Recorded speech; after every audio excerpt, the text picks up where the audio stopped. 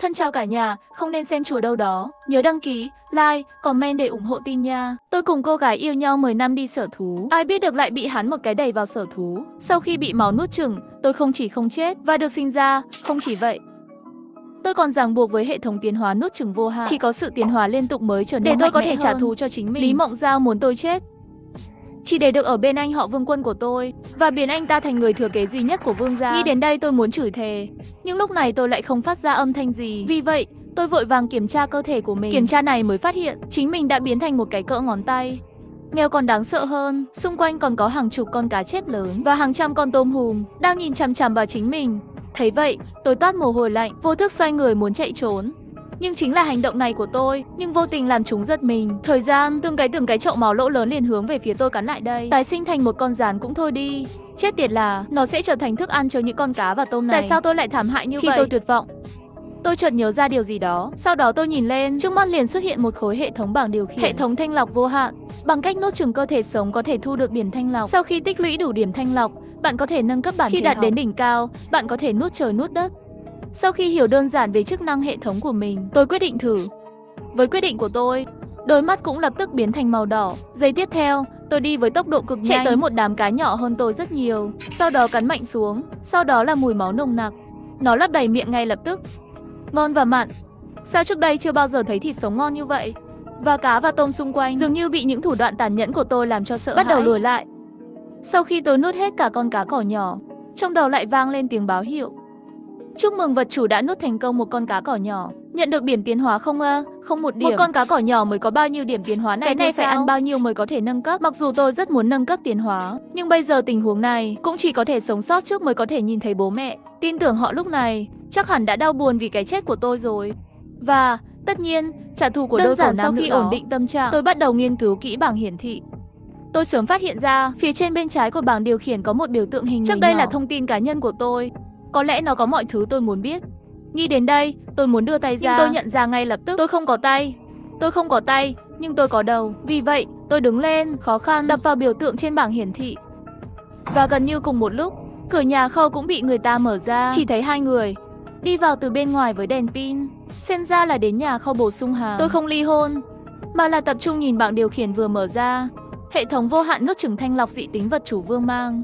Thể loại dị cực mù máu, chiều dài cơ thể 0,1 m, cân nặng 0,05 kg. Điểm tiến hóa không một. Sau khi nhìn kỹ bảng điều khiển mới biết còn thiếu một điểm tiến hóa. Tự mình có thể tiến hóa một con cá cỏ nhỏ là không một. Nói cách khác, tôi phải nuốt thêm 100 con cá cỏ nhỏ nữa mới được. Vừa vặn bên cạnh có một cái hồ bơi chuyên nuôi cá cỏ, và tôi chỉ cần tìm cách vào hồ bơi, sớm có thể đến được tất cả các điểm tiến hóa cần thiết. Đang nghĩ, nước trong hồ bơi đột nhiên dâng lên.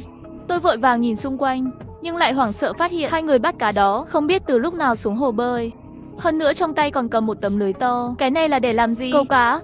Tôi nhanh chóng ngẩng đầu lên, nhanh chóng chui vào đàn cá, cố gắng tránh đánh bắt của họ. Nhưng giây tiếp theo, tôi đã bị con cá sợ hãi vỡ đuôi bất tỉnh. Khi tôi thức dậy lần nữa, tôi thấy mình đang ở chợ cá.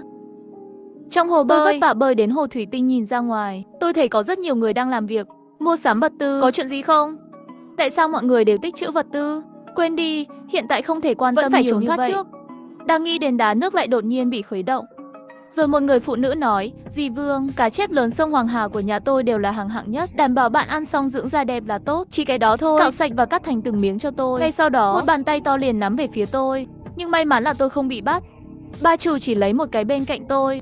Cá chép lớn xuyên qua khe hở. Tôi thấy ba chủ khéo léo đập cá chép lớn ngất xỉu, sau đó cạo vảy cá để loại bỏ nội tạng. Nhìn thấy vậy tôi sắp bị dọa tiểu rồi. Khi may mắn mình không phải là con cá trên bảng, tôi nghe thấy giọng nói của bà già đó vang lên lần nữa. Ba chủ, có con nào không? Nghe nói thứ đó tăng cường dương tính. Tôi muốn bổ sung cho ông già nhà tôi. Nghe được câu nói này, tôi lại nhắc đến giọng nói khàn khàn. May mà bà chủ chỉ nói là đã bán hết rồi, chờ hàng mới đến rồi mới thông báo. Nhưng hắn vừa bước ra chưa được mấy bước, bỗng nhiên lại dừng lại. Sau đó hắn nhìn chằm chằm hồ nước quét một vòng, rồi cô ta nhìn chằm chằm vào tôi. Không phải bạn có một con cá nhỏ ở đây sao? Nghe nói tôi kêu một tiếng không tốt, ngay lập tức muốn chui vào đàn cá chép, nhưng mà cá quá dày đặc, tôi cọ cháy cọ phải đều không vào được. Lúc này bà chủ đi tới, cười ngượng ngùng, nói con cá nhỏ này có thể là vô tình rơi vào bên trong, nếu có thì tặng cho bạn. Nghe những lời này tôi hoàn toàn suy sụp. Hệ thống của tôi vừa mới thức tỉnh, chẳng lẽ sẽ trở thành món ăn của người khác sao? Xong, bà chủ liền đưa tay lớn vào trong hồ bơi, bắt bừa bãi. Mặc dù tôi chạy trốn khắp nơi, nhưng cuối cùng vẫn bị thủ đoạn khéo léo của hắn nắm trong tay. Giây tiếp theo, tôi đã được cố định trên bảng. Nhìn đầu cá và nội tạng bị chặt trước mắt, tôi gần như bị ngất xỉu. Bà già này không phải là người tốt. Không để lão tử sống sót, nếu không đợi sau khi lão tử tiến hóa sẽ đi ăn thịt cả nhà bạn. Lúc này tôi tức giận đến cực điểm, mở miệng liền cắn vào chân bà chủ. Nhưng giây tiếp theo lại bị hắn lần nữa nắm chặt, đặt lại trên bảng. Bằng cách cô ta giơ dao lên, không chút do dự mà chụp lại cho tôi. Khi tôi tuyệt vọng nhắm mắt chờ chết, tiếng loa lớn trong chợ bỗng nhiên vang lên, thông báo khẩn cấp. Vừa nhận được lệnh từ cấp trên, cái đại huyết mang trốn thoát kia đã đến chợ rồi. Đội cứu hỏa và phi đội cảnh sát vũ trang đang trên đường đến, mọi người hãy sơ tán ngay. Nghe vậy, tôi mở to mắt, đại huyết mạng trốn thoát có phải là kẻ ăn thịt tôi không? Thảo nào tôi được tái sinh trong kho của chợ này. Tình cảm là con chăn lớn kia mang tôi đến đây, vừa nghĩ đến cái chợ này liền rơi vào hỗn loạn. Mọi người nhanh chóng thu dọn đồ đạc, bận rộn chạy trốn khỏi hiện trường, và bà chủ và bà già đó cũng đều bị sợ hãi đứng tại chỗ. Ngay khi tôi nghĩ tôi có thể cứu mạng mình, bà lão kia bỗng nhiên lại gọi bà chủ. Con đứng đó làm gì? Con không mau xử lý con cá đi, tôi đi được rồi. Đối mặt nữ nhân này, bà chủ cũng là bất đắc dĩ, vì vậy liền nói để hắn chờ một chút, cô ấy sẽ xử lý ngay. Nhưng vẫn chưa nói xong, hắn bị người đàn ông thô lỗ kéo qua. Ai ngờ ngay lúc bà chủ bị kéo qua, con dao trong tay hắn cũng đồng thời chém về phía tôi. Khi con dao cắt về phía tôi đã dùng toàn bộ sức lực của mình ném đầu vào một chút. Giây tiếp theo chỉ nghe một tiếng, dao làm bết thẳng, nó đâm thẳng vào chỗ tôi vừa ở. Tôi gần như bị tè ra khi nhìn thấy nó. Suýt thì bị cắt làm đôi, nhưng ngay cả như vậy, bà già đó vẫn không bỏ cuộc. Nhất định phải chặt tôi đi cho ông già nhà hắn tăng cường dương tính. Lúc này ông chủ đột nhiên đứng ra, nói bảo cô ta cút đi, còn nói chạy trốn đại huyết mang ở khu thủy sản. Họ đang bận chạy trốn. Sau khi nhìn thấy Trương Đồ Tể, bà già chết lặng ngay lập tức, nhưng hắn vẫn không bỏ cuộc, ý nghĩ muốn hầm tôi. Sau khi nhìn thấy hai người bước vào nhà kho, rồi đưa tay ra và nắm lấy tôi. Thấy vậy tôi cũng đỏ mắt, mở ra miệng liền cắn xuống bàn tay đưa tới của hắn. Giây tiếp theo, tôi nghe thấy bà già hét lên một tiếng thảm thiết. Rồi hắn nhanh chóng nắm lấy tay mình, đồng thời cũng hung hăng nhìn chằm chằm vào tôi. Đồ xúc sinh nhỏ bé, ta không chặt ngươi. Sau đó, cô ta đề cập đến một con dao cạo xương. Lúc này tôi cũng sợ đến mức nhanh chóng bật dậy. Ngay khoảnh khắc bà già đánh rơi con dao cắt xương, tôi cũng vừa đến được mép bàn. Sau đó tôi nhảy xuống hồ bơi. Cùng lúc đó, hai người bắt cá cũng đến và đặt cá trong hồ bơi. Tất cả tôm đã chuyển vào kho. Nhìn thấy tình huống này, bà già cũng đành phải từ bỏ. Nhưng trên đường trở về nhà kho, tôi lại bị đàn cá sợ hãi, một cái đuôi vỗ ngất xỉu. Và khi tôi thức dậy một lần nữa, tôi đã rất ngạc nhiên. Chính mình lại bị thành cá cỏ, ném vào hồ bơi nuôi cá cỏ nhỏ. Sau đó tôi chỉ làm một trận ngây ngất ha ha. Câu nói cũ là đúng, đại nạn không chết phải có hậu phúc. Nghĩ đến tôi liền mở miệng, cắn xuống một con cá cỏ nhỏ. Khoảnh khắc một luồng mùi máu tanh nồng nặc liền xông thẳng vào thiên linh nắp. Vâng, chính là mùi này. Sau khi tái sinh, tôi thấy mình chỉ cần ngửi thấy mùi máu, không thể kiểm soát được sự thôi thúc muốn ăn. Lát nữa, tôi nuốt cả con cá cỏ nhỏ vào bụng. Khi tôi nuốt miếng thịt cuối cùng, trong đầu cũng nhớ tới một âm báo. Chúc mừng vật chủ đã nuốt thành công một con cá cỏ nhỏ. Nhận được không ơi, không một điểm tiến hóa. Nghe thấy âm báo, tôi nhanh chóng liếc nhìn giao diện cá nhân, phát hiện mình đã có 0,02 điểm tiến hóa. Chỉ cần ăn thêm 98 con cá cỏ nhỏ là có thể tiến hóa. Nghĩ đến đây tôi muốn nghỉ ngơi, nhưng tôi vừa bơi đến hồ bơi, tìm thấy bụng tôi lại gầm gừ. Không, với vóc dáng hiện tại của tôi, hai con cá cỏ nhỏ cũng có thể ăn no, nhưng tại sao vẫn cảm thấy đói? Hệ thống thức tỉnh của tôi có thể nuốt chửng tiến hóa vô hạn, cho nên căn bản không tồn tại sẽ có tình huống hỗ trợ. Nghĩ đến đây tôi lại cảm thấy sung sướng. Để xác minh xem có đúng như tôi nghĩ không, tôi bắt đầu thử đặt con thứ 3, 4, 5 cá cỏ nhỏ nuốt vào bụng. Kết quả thực sự giống như tôi đoán, cho dù ăn bao nhiêu cũng không no, càng ngày càng cảm thấy đói. Không lâu sau đó, tôi đã ăn đủ 100 con cá cỏ nhỏ để tiến hóa, cũng tích lũy được một chút. Thấy vậy, tôi thở ra một hơi, sau đó nhanh chóng niệm thầm hệ thống trong lòng. Bây giờ tôi có thể bắt đầu tiến hóa không? Nhưng lạ là không có bất kỳ âm thanh nào trả lời. Thấy hệ thống không phản ứng, tôi thử hỏi lại lần nữa. Hệ thống tôi đã thu đủ 1 điểm tiến hóa rồi, bắt đầu tiến hóa đi. Nhưng lần này vẫn không có phản ứng. Lần này tôi cũng mất kiên nhẫn, phẫn nộ trực tiếp gầm lên một tiếng hệ thống. Bắt đầu tiến hóa. Đinh phát hiện điểm tiến hóa của vật chủ đã đạt đến yêu cầu tiến hóa. Sự tiến hóa sẽ trừ đi 1 điểm tiến hóa. Vui lòng xác nhận xem có bắt đầu tiến hóa. Nghe thấy tiếng chuông, tôi không khỏi đảo mắt. Hệ thống này rất lạnh. Con phải nói đúng từ khóa mới có thể chạm vào, không hề thất thường. Sau đó tôi gật đầu. Bắt đầu tiến hóa đi. Ai ngờ hệ thống lại không phản ứng với hiện trạng. Tôi thật sự không nói nên lời. Sau khi suy nghĩ một chút, cổ họng lại nói chuyện. Hệ thống vì vậy mới nhớ lại. Trừ 1 điểm tiến hóa. Bắt đầu tiến hóa ngay bây giờ. Thời gian tiến hóa 1 giờ. Xin vui lòng đảm bảo tình hình xung quanh an toàn. Nếu sự tiến hóa bị gián đoạn, máy chủ sẽ bị xóa sổ trực tiếp. Nghe được gợi ý tôi chỉ là bỏ sót chỗ nằm. Sự tiến hóa cần thời gian, nếu bị gián đoạn, nó sẽ bị xóa trực tiếp. Hệ thống chờ đợi, tôi chưa sẵn sàng. Chờ tôi sẵn sàng rồi mới tiến hóa được không? Hệ thống nhưng vẫn chưa đợi tôi nói xong. Trước mắt đột nhiên tối đen mất đi ý thức. Cùng lúc với nhau, bên kia biệt thự, Một khuôn mặt nhợt nhạt đầy mắt trong nhà trung niên làm đẹp ra, đang chỉ vào một người đàn ông trung niên mắng Vương Kiến Bạch. Trả lại con trai tôi đã nói rồi, không để con trai qua lại với người phụ nữ không rõ danh tính. Anh còn mắng tôi không cho tôi can thiệp. Nhưng bây giờ, con trai tôi đi sở thú với người phụ nữ đó, còn bị Chan ăn. Nhưng cô ấy vẫn còn sống. Giải thích thế nào? Nghe nói một người 17-18 cô gái đứng ra, gì? Đừng trách chú. Cảnh sát đã điều tra rồi. Cái chết của anh ấy là một tai nạn, không liên quan gì đến Lý Mộng Giao. Và sau cái chết của Mang Ca, cô ta cũng luôn rửa mặt bằng nước mắt. Lâu rồi không ra khỏi cửa. Nhưng giọng cô gái vừa rơi xuống thì nghe thấy một tiếng động mạnh. Chỉ thấy người đàn ông trung niên đứng bên cạnh, đột nhiên mở miệng nói, câm miệng lại cho tôi. Bạn là người ngoài. Thậm chí còn giúp người ngoài nói chuyện. Thấy đàn ông nổi giận, cả nhà thơ không dám phát ra bất kỳ âm thanh nào nữa. Ngay cả bố mẹ của cô gái cũng không dám lên tiếng. Sau đó người đàn ông lại nói với người vợ xinh đẹp, anh biết sai rồi, em yên tâm, anh sẽ không bao giờ để con trai chúng ta chết một cách vô cớ. Anh đã cho người đi bắt tên Lý Mộng Giao đó rồi. Nếu thực sự có liên quan đến cô ta, anh tuyệt đối sẽ để cho hắn sống không bằng chết. Ngay lúc này, một người đàn ông nhanh chóng từ bên ngoài chạy tới, thì thầm điều gì đó vào tai người đàn ông trung niên. Ai biết đàn ông sau khi nghe, có chắc đó là con chăn của con trai tôi không? Ở chợ Thành Nam à? Vâng, tổng giám đốc chợ thực phẩm đã bị quân đội kiểm soát. Nhiều đơn vị khác nhau đang kiểm tra, và người của chúng tôi cũng đã ở hiện trường chờ kết quả. Sau khi nhận được câu trả lời chính xác của người đàn ông trung niên vội vàng đứng dậy, đưa người đi chợ. Điều khiến họ không ngờ là Lý Mộng Giao lúc này đang nằm trên một chiếc giường lớn với anh họ Vương Quân của tôi. Hai người giống như vừa mới tập thể dục xong, vẫn còn thở hổn hển. Lúc này Lý Mộng Giao cầm điện thoại lên, đột nhiên sợ hãi nói Quân ca. Trên tin tức nói con chăn đã chạy đến chợ. Ngay cả quân đội cũng báo động. Anh nói Vương Mãng có thể biến thành một con chăn không? Quay lại và ăn hết chúng ta. Nghe vậy Vương Quân liền sửng sốt một chút, sau đó liền cười ha ha. Em đùa đấy à? Thằng nhóc Vương Mãng kia chắc đã bị tiêu hóa từ lâu rồi, trừ khi con vật đó sinh ra hắn lần nữa. Nói xong người đàn ông lại đè người phụ nữ xuống dưới người. Bên này các bạn không thích xem, tôi đã xem xong cho các bạn và rồi. Thời gian cứ như vậy trôi qua 1 tiếng đồng hồ. Tôi cũng từ từ khôi phục ý thức. Sau đó tôi lập tức kiểm tra lại thân thể của mình. Kiểm tra này mới phát hiện mình đã trưởng thành gấp đôi. Không chỉ dài bằng cánh tay người lớn, ngay cả độ thô cũng thô hơn nhiều so với ngón tay cái của người lớn. Và cơ thể dường như có nhiều sức mạnh hơn. Sau khi cảm nhận được sự thay đổi của tôi đã mở bảng thuộc tính cá nhân lần đầu tiên. Hệ thống vô hạn nút tinh chất. Người dẫn chương trình khác rồi Vương Mãng. Hạng mục mù máu cấp 2, cơ thể dài 0,2 m, cân nặng 0,3 kg. Điểm thanh lọc không. Sau khi xem bảng điều khiển tôi biết bây giờ chiều dài cơ thể của tôi đã tăng gấp 3 lần, cân nặng tăng gần 10 lần. Nhưng lần thanh lọc thứ 2 cần 10 lần thanh lọc. Theo một con cá cỏ là điểm thanh lọc 0,01. Điều đó có nghĩa là bạn cần phải ăn 1000 con cá cỏ nhỏ để bắt đầu cuộc tiến hóa tiếp theo. Nhưng vừa mới nghĩ đến đây, bụng lại kêu lên. Tôi lại đói rồi. Tại sao bây giờ lại đói khi nghĩ đến sự tiến hóa? Không cần biết, hay là ăn trước đi. Sau đó tôi bắt đầu chế độ ăn uống điên cuồng. Và bây giờ miệng tôi to gấp đôi so với trước đây. Chỉ mất 1 phút, tôi có thể ăn hết 30 cá cỏ. Cứ như vậy, lại qua 1 tiếng nữa, tôi đã nuốt gần 2000 con cá cỏ nhỏ rồi. Điểm tiến hóa cũng đã tích lũy được 20 điểm. Nhưng tôi không vội vàng tiến hóa, mà là muốn đem cá cỏ nhỏ trong ao này sau khi ăn hết. Bởi vì sự tiến hóa cần thời gian và sự tiến hóa không thể bị gián đoạn, nếu không sẽ bị hệ thống trực tiếp xóa sổ. Lần trước là may mắn, cá cỏ nhỏ xung quanh không đến gần, sự tiến hóa diễn ra rất tốt, nhưng điều này không có nghĩa là lần sau may mắn như vậy. Vì vậy, lần này hãy chuẩn bị đầy đủ. Nhưng trong khi tôi đang say mê ăn uống, một bóng đen khổng lồ từ từ chuyển đến nhà kho. Tiếp theo cái miệng 2 cái bát liền nhìn về phía tôi. Lúc này trong chợ đã đầy xe cứu hỏa rồi. Xe cảnh sát vũ trang và xe bọc thép quân sự. Các chuyên gia cũng đặt môi ở nhiều địa điểm khác nhau của chợ Giao. Miễn là cái lỗ lớn đó xuất hiện, sẽ bị bắn chết trực tiếp. Khi lực lượng đặc biệt chuẩn bị vào nhà kho, Vương Kiến Bạch cũng vừa lúc dẫn người đến hiện trường. Thấy rồi, một người đàn ông mặc thường phục chạy tới.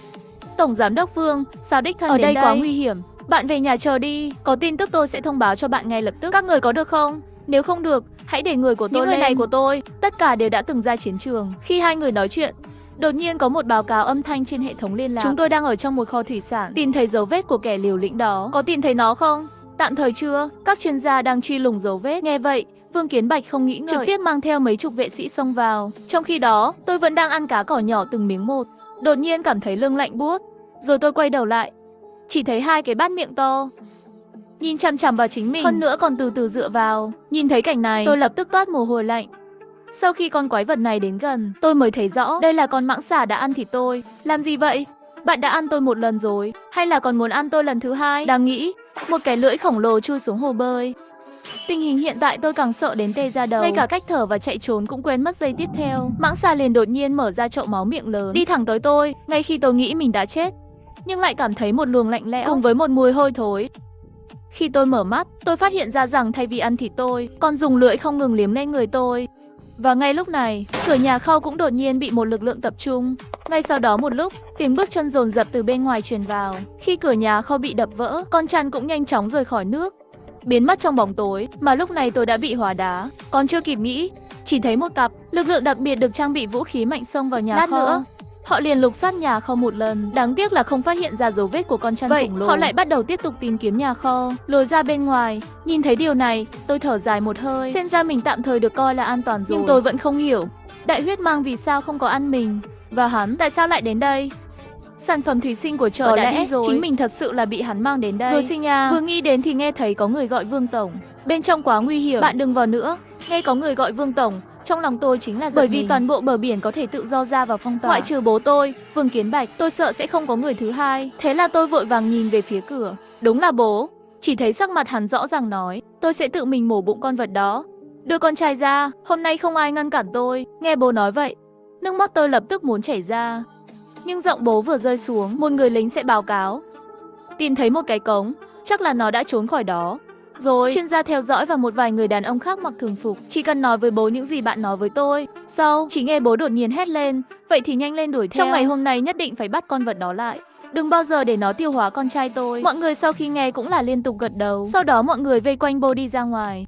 Thấy bố bỏ đi, tôi đã vội nhanh chóng đứng thẳng lên, liên tục nhảy ra khỏi 11 muốn tạo ra âm thanh để thu hút sự chú ý của bố. Nhưng tôi còn quá nhỏ, tiếng động cũng không gây ra bất kỳ phản ứng nào. Ngay khi họ sắp đến cửa, tôi nhảy thẳng ra khỏi hồ bơi và dùng hết sức lực của mình, trực tiếp lật một chai thủy tinh bên cạnh.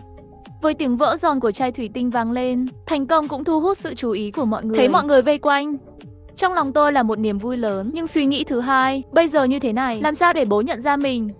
Giá như có thể nói chuyện. Trong khi tôi đang suy nghĩ, đột nhiên nghe thấy tiếng đạn lên đạn. Rồi tôi nhìn lên, tôi nhận ra mình đang bị bao vây bởi mấy tên đặc trùng, và chúng tự chĩa súng vào mình, sẵn sàng bắn tôi bất cứ lúc nào. Lúc này bố đứng lên, chuyện gì vậy?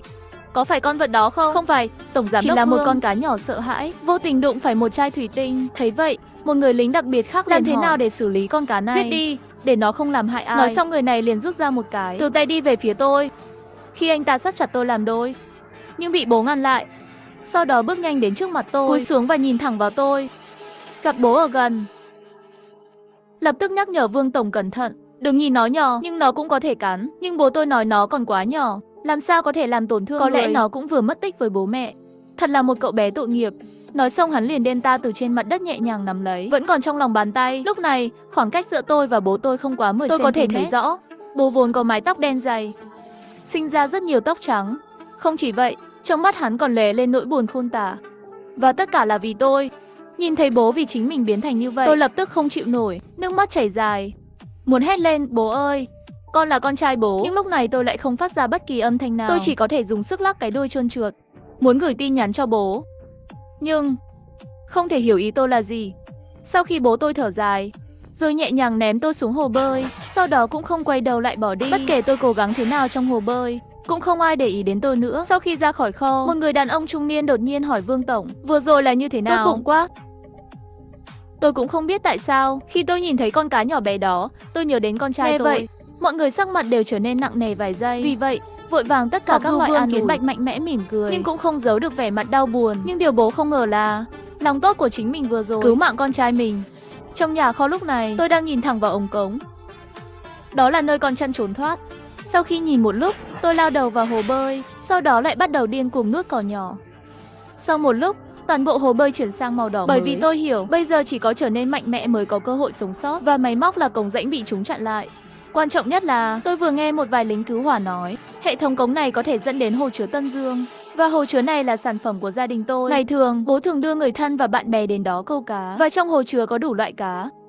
Nếu tôi thực sự đến đó, mới là như rồng vào biển bay lên trời. Đạo sĩ không chỉ có cơ hội nhận biết người thân, quá trình tiến hóa cũng thuận tiện hơn. Một ngày sau, quân đội thông báo mối nguy hiểm của chợ Giao Thành Nam đã được dỡ bỏ. Mạng lưới máu điên rồ đó đã thoát khỏi cống rãnh.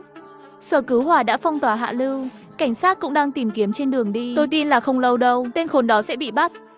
Tin tốt này làm cho toàn bộ thành phố, bầu không khí căng thẳng nhanh chóng được nới lỏng. Chợ thực phẩm Thành Nam cũng bắt đầu kinh doanh vào ngày hôm sau. Khi cửa nhà kho được mở, hai người bắt cá vừa nói chuyện vừa đi vào. Thật đáng sợ. Không ngờ, hóa ra là từ nhà kho của chúng ta lẻn vào. Hôm qua chúng ta còn đến nhà kho mấy lần, nghĩ đến thì đổ mồ hôi lạnh sau lưng. May mà con vật đó không gây rắc rối ở đây, nếu không hai chúng ta đã sớm giống như Vương công tử kia rồi, biến thành món ăn của nó rồi. Nhưng giọng nói vừa rơi, một người bắt cá cứ đứng đó ném đèn pin xuống đất. Có chuyện gì vậy? Vương ca, Đừng làm tôi nói chuyện đi, có chuyện gì Chỉ vậy? thấy hắn đột nhiên chỉ vào hồ bơi nói, Tiểu Lưu, bạn xem mùi đó đi. Tiểu Lưu đi đến bên hồ bơi kiểm tra. Giây tiếp theo hắn liền bị trước mắt nhìn thấy một màn, sợ đến mức ngồi xuống đất.